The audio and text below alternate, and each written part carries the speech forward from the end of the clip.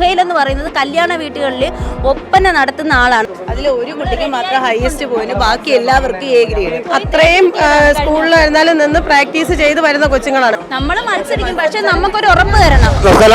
Revenue ജില്ലാ ഉത്സവ നഗരിയിൽ നിന്നുമാണ്. ഇവിടെ ചെറിയ തർക്കങ്ങൾ നടക്കുകയാണ്. നമുക്ക് ചോദിക്കുക എന്താണ് വിഷയം എന്നത് രക്ഷകർത്താക്കളൊക്കെ എന്താ മാഡം വിഷയം എന്താണ്? വിഷയം എന്ന് വെച്ചാൽ ഈ ജഡ്ജ്മെന്റ് ശരിയല്ല. ക്വാളിഫിക്കേഷൻ അവർ പറയുന്ന ക്വാളിഫിക്കേഷൻ അല്ല അവർക്കുള്ളത്. ഈ 3 ജഡ്ജസ് ഉണ്ട്. നസീർ പാലോട്, റംഷി പാലേമാടം, റംഷി പൂക്കോട്, സുഹൈൽ എന്ന് പറയുന്നത് കല്യാണ വീടുകളിൽ ഒപ്പന നടത്തുന്ന ആളാണ്. നമ്മൾ നേരിട്ട് കണ്ടിട്ടുള്ള ആളാണ്. അത് നമ്മൾ ജഡ്ജിനെ കണ്ടപ്പം നമ്മളെ കുട്ടികളെ കയറ്റണ്ടെന്ന് നമ്മൾ തീരുമാനിച്ചു. ഈ ജഡ്ജല്ല ഇവിടെ വേണ്ടത്. നമുക്ക് ഈ ജഡ്ജിനെ മാറ്റണം. ജഡ്ജിനെ മാറ്റിയിട്ട് യോഗ്യതയുള്ള ജഡ്ജിനെ കൊണ്ടുവരണം. അതാണ് നമ്മുടെ ആവശ്യം. കഴിഞ്ഞ വർഷം സ്റ്റേറ്റിൽ പോയ ടീമാ. അപ്പൊ പിന്നെ അവർ ഇവിടെ പിന്നെ ഇപ്പൊ കളിച്ചിട്ട് വെറുതെ കളിച്ച് നിൽക്കുന്നതിന് പകരം പിന്നെ കിട്ടുന്നവർക്കും കൊടുത്തങ്ങ് വിട്ടാ പോരെ. ഉദ്ദേശിക്കുന്നത് വെച്ചാൽ അവരെ മാത്രം കളിപ്പിച്ച് കൊടുത്താൽ മതിയല്ല. കാരണം നമ്മളെ കൊച്ചുങ്ങൾ അത്രയും സ്കൂളിലായിരുന്നാലും നിന്ന് പ്രാക്ടീസ് ചെയ്ത് വരുന്ന കൊച്ചുങ്ങളാണ്. അവരൊക്കെ ഒരു ദൂരം കൊണ്ട് പിന്നെ നമ്മൾ കളിച്ചിട്ട് കാര്യമില്ലല്ലോ കുട്ടികളാ. അത് കൃത്യമായി അറിയാവുന്ന ജഡ്ജ്മെന്റ് ആണെങ്കിലല്ലേ പറ്റത്തുള്ളൂ. റംഷി എന്ന് പറയുന്ന ആള് വട്ടപ്പാട്ടിന്റെ ആണ്. അത് ഇവിടെ വന്നിരിക്കാൻ എന്ത് ക്വാളിഫിക്കേഷൻ ആണുള്ളത് അതൊന്നും നിങ്ങൾ പറയണം. 12 കുട്ടികൾക്ക് കളിച്ചെങ്കിൽ ജഡ്ജി ഇത് റിസൾട്ട് പറയുമ്പോഴേ ഇന്ന കുഴപ്പങ്ങൾ ഉണ്ടായിരുന്നു എന്നുള്ള റിമാർക്ക് അത് പറയുന്നത് ഒരു ടീമിന്റെ എ ഗ്രേഡ് എന്നൊക്കെ പറയുന്നത്. ഒരു പോയിന്റിന് മാത്രം ഹയസ്റ്റ് വാല്യൂ എന്ന് പറഞ്ഞിട്ട് എല്ലാ കുട്ടികൾക്കും എ ഗ്രേഡ് മാത്രമായിട്ടാണ് കൊടുത്തേക്കുന്നത്. റിമാർക്സ് ഒന്നും പറയുന്നില്ല.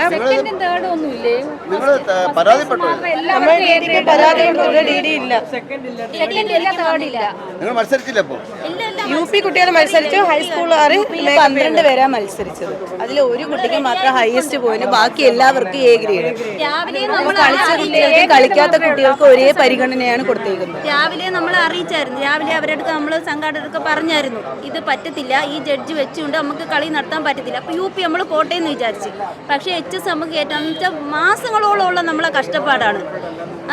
നിങ്ങൾക്ക് പറഞ്ഞാൽ മനസ്സിലാവില്ല. രാത്രി 9 മണിക്ക് 10 മണിക്കാണ് കുട്ടികൾ വീട്ടിൽ വരുന്നത്. അത് അവർ 10ലെ കുട്ടികളാണ് കളിക്കുന്നത്. 10ലെ കുട്ടികളാണ്.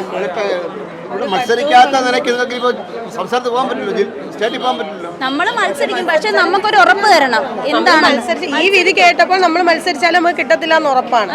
കാരണം ഇന്നലെ മുതലേ ഇവിടെ കേൾക്കുന്നത് അങ്ങനെ അല്ല. കാരണം കൃത്യമായ നല്ല രീതിയിൽ പോകുന്നവർക്കല്ല, ഒട്ടും താഴ്ന്ന രീതിയിൽ കളിക്കുന്ന കുട്ടികൾക്കാണ് ഇവിടെ കിട്ടിക്കൊണ്ടിരിക്കുന്നത്. ആറ്റിങ്ങൽ തിരുവനന്തപുരം ജില്ലാ കലോത്സവത്തിൽ ആറ്റിങ്ങൽ വേദിയായ ശേഷം കിട്ടിക്കൊണ്ടിരിക്കുന്നത് അങ്ങനെയാണ്. പക്ഷെ നമുക്ക് കുട്ടികൾക്ക് ഒരു ടീമിൽ 4 ടീം നല്ലതായിട്ട് കളിച്ചു. അവർക്ക് ആർക്കെങ്കിലും കൊടുക്ക്. ഒട്ടും ക്വാളിഫൈഡ് അല്ലാത്തൊരു ടീമിനാണ് ഫസ്റ്റ് കൊടുത്തിരിക്കുന്നത്. വ്യക്തമായൊരു ജഡ്ജ്മെന്റ് വേണം. നമ്മളെ കുട്ടികൾക്ക് വേണമെന്നല്ല പറയുന്നത്. അത് എല്ലാം കണ്ട് നിങ്ങൾ അവിടെ വന്ന് കാണണം. ഉണ്ട്. നീതിപൂർവമായ ജഡ്ജ്മെന്റ് അല്ല. ഇവിടെ DD ഇല്ല. നമ്മൾ പരാതി എഴുതി വെച്ചിരിക്കുകയാണ്. DD ഇല്ല. ഏതായാലും തർക്കം തുടരുകയാണ്. ജഡ്ജസിന് ഒപ്പന മത്സരം നിയന്ത്രിക്കാൻ ജഡ്ജസിന് അവർക്ക് അർഹപ്പെട്ട രീതിയിലുള്ള യോഗ്യത ഇല്ലെന്നാണ് ഇപ്പോൾ രക്ഷകർത്താക്കളുടെയും അധ്യാപകരുടെയും ആരോപണം. ജഡ്ജസിനെ മാറ്റാതെ മത്സരിക്കാൻ കുട്ടികളെ സ്റ്റേജിൽ കയറില്ല എന്ന വാശിയിലാണ് രക്ഷിതാക്കളൊക്കെ. ക്യാമറമാൻ അനീഷ് മംഗലാപുരത്തിനൊപ്പം ശ്രീത്ത് മലയാളം സൈനിക.